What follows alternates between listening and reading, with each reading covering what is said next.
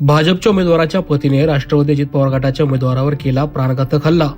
महानगरपालिका निवडणुकीच्या पार्श्वभूमीवर अर्ज मागे घेण्याची शेवटची मुदत असताना धुळे शहरात भाजप आणि राष्ट्रवादीचे कार्यकर्ते एकमेकांना भिडले असल्याचे चित्र पाहायला मिळाले।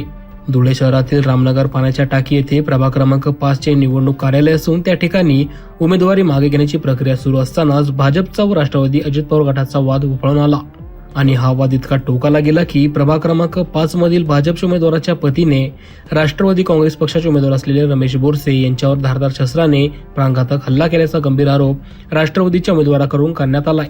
तसेच आमच्यावर झालेल्या प्राणघातक हल्ल्याची उपमुख्यमंत्री अजितदादा यांनी दखल घेऊन संबंधितांवर योग्य ती कारवाई करावी अशी देखील मागणी यावेळी करण्यात आली आहे। तर दुसरीकडे भाजप उमेदवाराच्या धीराला देखील कुळी लागल्याची माहिती मिळत आहे। त्यामुळे उमेदवारीच्या माघारी घेण्याचा वादातून तुफान हाणामारी झाली असून घटनेची माहिती मिळताच पोलीस प्रशासनाने तात्काळ घटनास्थळी धाव घेतली आहे। काय झालेले, काय घटना झालेली बोला।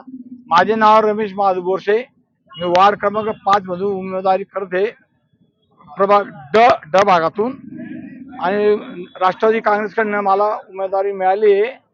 दादागिरी करून हे लोकांनी मागे घ्या, सगळीकडे दादागिरीचा प्रस्ताव, ही लोकशाही शिल्लक राहिलेली नाही।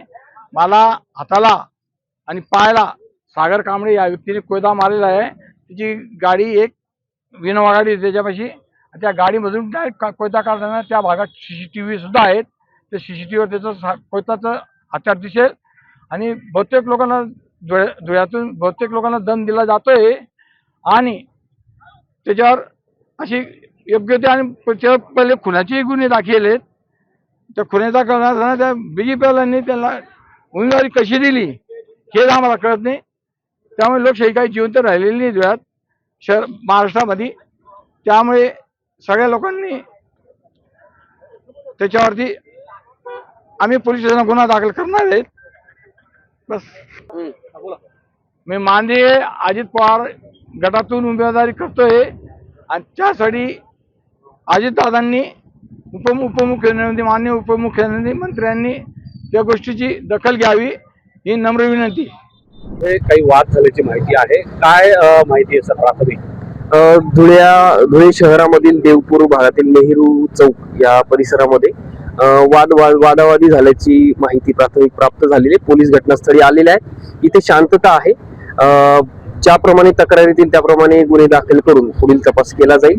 माझे सर्व धुळेकर नागरिकांना आवाहन आहे की शांततेचं पालन करावं, कोणत्याही अफवांवर कृपया विश्वास ठेवू नये। पोलीस या ठिकाणी सतर्क आहे आणि सध्या परिस्थिती नियंत्रणात आहे। आतापर्यंत या प्रकरणामध्ये काही नाही, अजून एकदम प्राथमिक स्थितीमध्ये आहे। आम्ही आत्ताच घटना घडल्यावर माहिती मिळाली, तात्काळ या ठिकाणी आलेलो आहोत। बाकी अजून पुढील तपास ज्याप्रमाणे तक्रार येतील त्याप्रमाणे होईल। धन्यवाद। लोकनायक न्यूज